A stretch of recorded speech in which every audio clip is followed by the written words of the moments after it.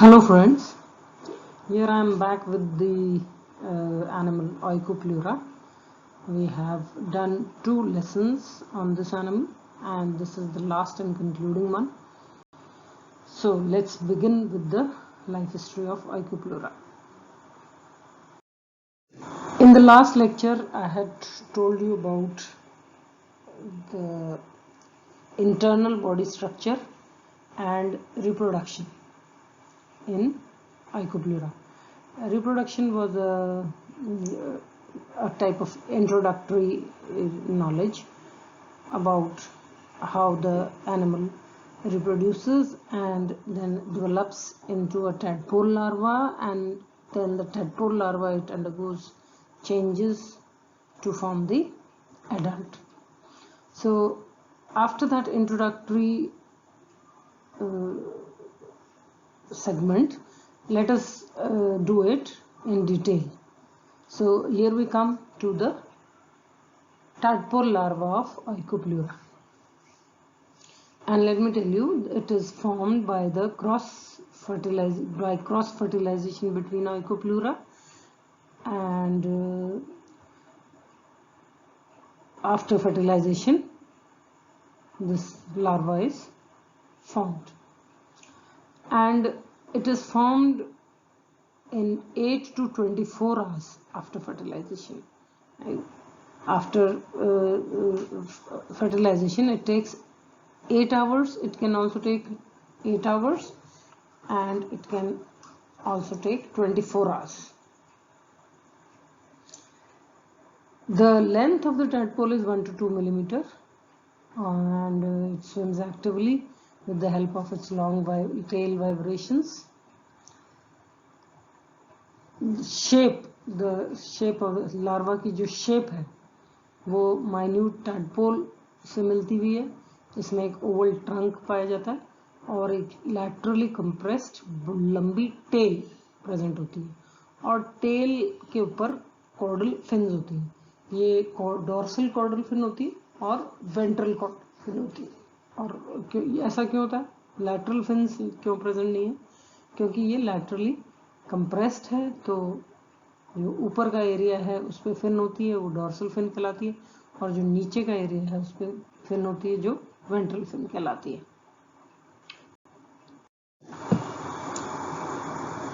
जो लार्वा है उसमें सारे कॉर्डेट कैरेक्टर्स देखने को मिलते हैं. जो ट्रंक है वो सिलेंड्रिकल है और इस पे एडिसिव पैपिली लगी हुई होती हैं. आगे की साइड इंटीरियर एंड पे एडिसिव पैपिली लगी हुई होती है, और जो नर्वस सिस्टम है टैडपोल का वो डॉर्सल साइड पे प्रेजेंट होता है, और इस नर्वस सिस्टम में एक बड़ा नर्व कॉर्ड पाया जाता है जो कि माउथ से लेकर टिप ऑफ टेल तक प्रेजेंट होता है. और जो नर्व कॉर्ड का शुरुआती हिस्सा है उसमें सेरेब्रल कोन पाया जाता है, और ये जो सेरेब्रल कोन है इसमें एक पाउच होता है. इसके पीछे एक पाउच होता है जो सेंसरी वेसिकल कहलाता है, और इसमें फोटो रिसेप्टर और बैलेंसिंग ऑर्गन प्रेजेंट होते हैं, और फिर इसके पीछे प्रेजेंट होता है सेंसरी वेसिकल.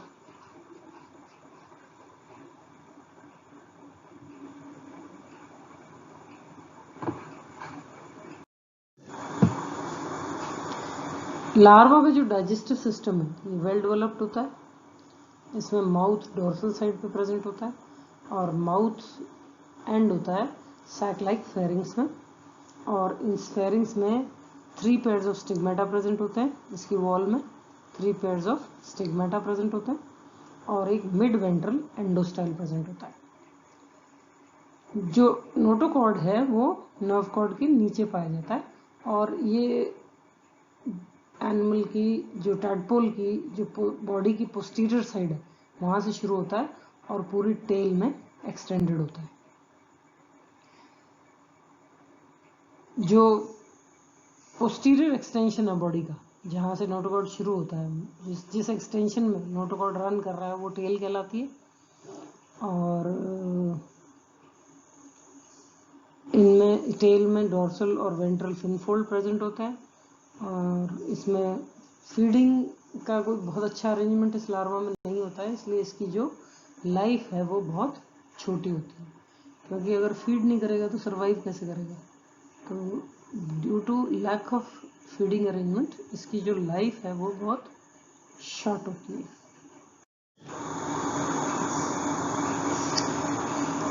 लार्वल फेज के दौरान जो आइकोप्लूरा है वो जियो नेगेटिव होती है और फोटो पॉजिटिव होती है। जियो नेगेटिव मीन्स जो ग्रेविटेशनल फोर्स है उसके अगेंस्ट इज जियो नेगेटिव।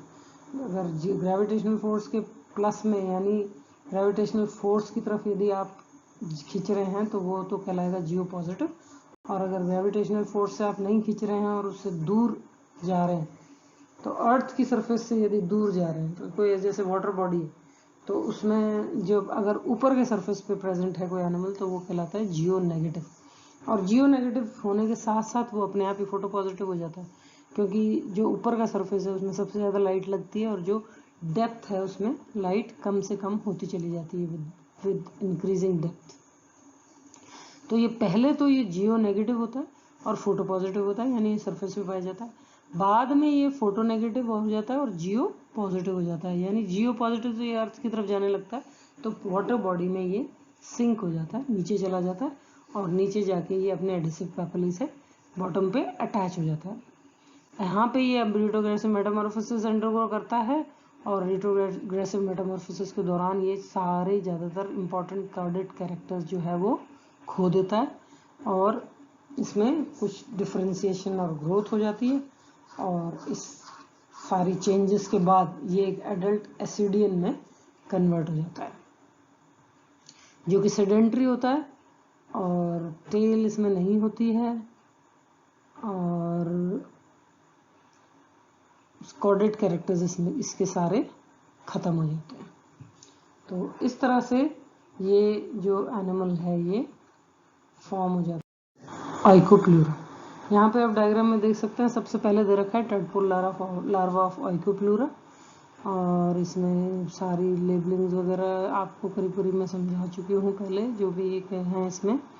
जो आप टैडपोल लार्वा जो है ये अपन ने पहली बार देख रहे हैं हम इसमें आइकोप्लूरा में। तो वैसे तो आपने टैडपोल लार्वा हर्डमानिया का पढ़ा होगा, तो उसको आपको पता होंगे करीब करीब सेम कैरेक्टर्स हैं सारे। वैसा ही माउथ डॉर्सल साइड पे प्रेजेंट है, जो कि लीड कर रहा है छोटी सी एलिमेंट्री ट्रैक्ट में, और ये जो इसका एनस है ये अंदर ही एट्रियल कैविटी जो है उसमें ओपन होता है, और ये जो एट्रियल कैविटी है ये बाहर खुल जाती है एट्रियल अपर्चर से, तो वहाँ से सारी जो गंदगी पानी एक्स्ट्रा जो होता है फिल्टर होने के बाद वो सब बाहर निकल जाता है। टेल में आप देख ही रहे हैं नर्व कॉर्ड होता है डॉर्सल, और उसके नीचे प्रेजेंट होता है नोटोकॉर्ड, और फिन्स दिख रही हैं आपको, फिन्स टेल फिन दिख रही हैं, उसमें नर्व्स पाई जाती हैं। तो ये मोटा मोटा है टैडपोल लार्वा। इसका डायग्राम का आपको प्रैक्टिस करनी होगी, इसकी लेबलिंग याद करेंगे क्योंकि इतनी बहुत सारी लेबलिंग है, you should not miss any labelling. तो ये सारा आपको मेमोराइज करना होगा, ड्रॉ करके प्रैक्टिस करके देखना होगा। तो जो सेकंड डायग्राम है ये इसमें दिखा रखा है, जो इस एनिमल है वो अंदर प्रेजेंट है, एनिमल छोटा सा प्रेजेंट है, उस पर टेल लगी हुई है, वो दिख रहा होगा आपको, और ये एक अपने सिक्रेटरी हाउस में प्रेजेंट है। इसके जो सेल्स होते हैं वो जो आइकोप्लास्ट सेल्स होते हैं वो एक ये जो हाउस जैसा स्ट्रक्चर है ये अपने आसपास सिक्रेट कर लेता है, जिससे कि ये हाउस के अंदर सेफ रहता है, और वाटर करंट्स जो होते हैं वो हाउस में ये अपने हिसाब से पानी को मूव करके it can undergo all it's life activities like respiration, feeding, excretion, reproduction and all. So this is the animal enclosed in secretory house. And the third diagram is a sagittal section of Oikopleura. ये जो छोटा सा animal जो second diagram में दिख रहा है बिल्कुल छोटा, जिसके ऊपर एक इनहेलेंट अपर्चर फनल जैसा स्ट्रक्चर दिखाई दे रहा है, और नीचे टेल दिखाई दे रही है, इसको ये डिटेल में नीचे दिखाया हुआ है। और इसमें सारी जो एलिमेंट्री कैनाल है वो पूरी दिखाई दे रही है। इसके बाद नर्व कॉर्ड बहुत क्लियर है, नोटोकॉर्ड टेल में बहुत क्लियर है, ओरल ग्लैंड, एंडोस्टाइल, ये सारे आपको एक एक करके आप लेबलिंग चेक करते जाएं। ये सब अपन पहले कर चुके हैं। तो ये इस तरह से एनिमल का डिटेल स्ट्रक्चर है। अब ये जो ऑइक्यूप्लोरा है, इसका सिग्निफिकेंस, क्या सिग्निफिकेंस है? ऑइक्यूप्लोरा का जो सबसे इम्पोर्टेंट सिग्निफिकेंस ये है कि इसमें जो कैरेक्टर्स हैं वो टिपिकल कॉर्डेट कैरेक्टर्स होते हैं पहले लार्वा में, और उसके बाद जो एडल्ट होता है उसमें वो कैरेक्टर्स सारे खत्म हो जाते हैं। अच्छा, इसको आप इजीली ब्रीड भी कर सकते हैं। इस एनिमल को बहुत आसानी से ये लेबोरेटरी में ब्रीड किया जा सकता है, और इसमें खूब सारे एग्स पैदा होते हैं, तो बहुत सारे एनिमल्स आपको एक साथ मिल जाते हैं। और इसका जो जनरेशन टाइम है ये सिर्फ 4 डेज है। 4 दिन में आपको नए एनिमल्स मिल जाते हैं at 20 degree centigrade, 68 degree Fahrenheit या 20 डिग्री सेंटीग्रेड टेम्परेचर मेंटेन करके यदि हम इनको ब्रीड करें तो केवल 4 दिन में हमको बहुत सारे एग्स मिल जाते हैं। अब इसमें जो इस डेवलपमेंट के कैरेक्टर्स हैं जो ऑइक्यूप्लोरा में, वो काफ़ी आइडेंटिकल हैं दूसरे सिंपल कॉर्डेट्स से, जो हायर वर्टिब्रेट्स है। मतलब ये जो ऑइक्यूप्लोरा है, it is a lower chordate. Protochordate means chordate से जो पहले आते हैं। तो इसके जो कैरेक्टर्स होंगे वो थोड़ा बहुत इनवर्टिब्रेट से भी मिलेंगे और थोड़ा बहुत वर्टिब्रेट से भी मिलेंगे। तो ये कहीं वर्टिब्रेट से एडवांस्ड है और कॉर्डेट से नॉन एडवांस्ड है। कॉर्डेट से थोड़ा कम एडवांस्ड है, तो इसकी पोजीशन ये है।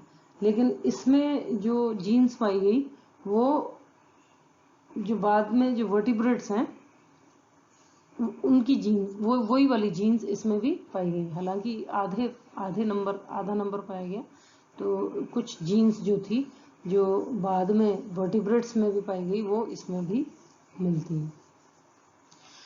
एज एन एग्जाम्पल, ये जो ब्रकायूरी जीन और जो होमोलोग ऑफ PAX2 जीन, ये दोनों बिल्कुल सिमिलर रोल प्ले करती हैं इसके डेवलपमेंट में जैसा कि वर्टिब्रेट्स में करती हैं।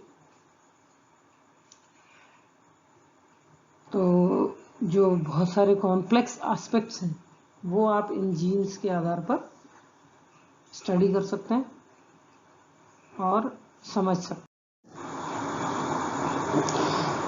तो जो जीनोम इसका है ऑइक्यूप्लोरा का, उसको सीक्वेंस